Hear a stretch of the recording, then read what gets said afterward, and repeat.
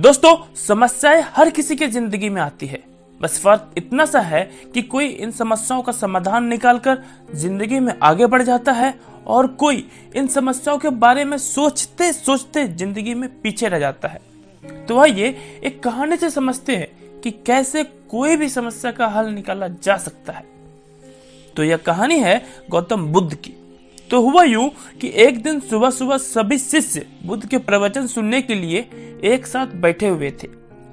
कुछ देर बाद बुद्ध अपने साथ एक रस्सी लेकर आए।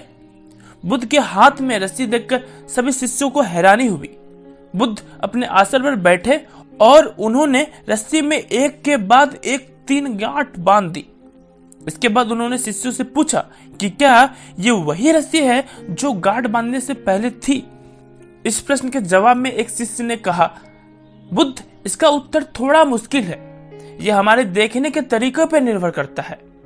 एक तरह से तो रस्सी वही है, इसमें कोई बदलाव नहीं है।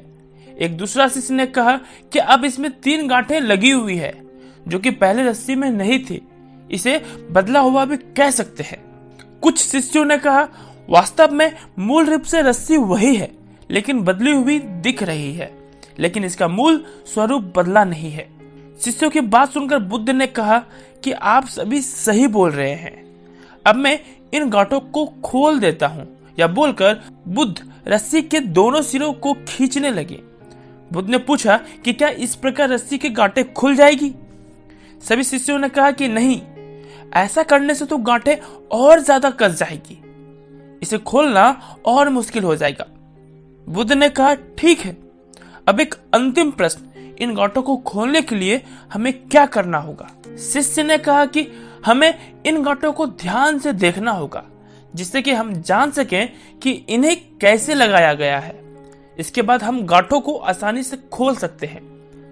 बुद्ध इस जवाब से संतुष्ट हो गए और उन्होंने कहा, यह बिल्कुल सही बात है।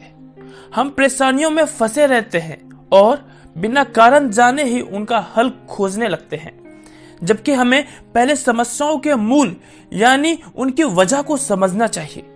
जब समस्याओं की वजह समझ आ जाएगी तो उन्हें सुलझाना भी बहुत आसान हो सकता है और इस तरह से हम अपने जीवन में खुशी खुशी रह सकते हैं।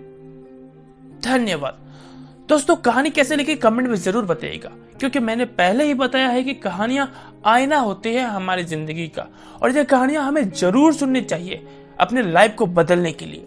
और ऐसे ही कहानियां सुनना चाहते हो तो चैनल को सब्सक्राइब जरूर करो।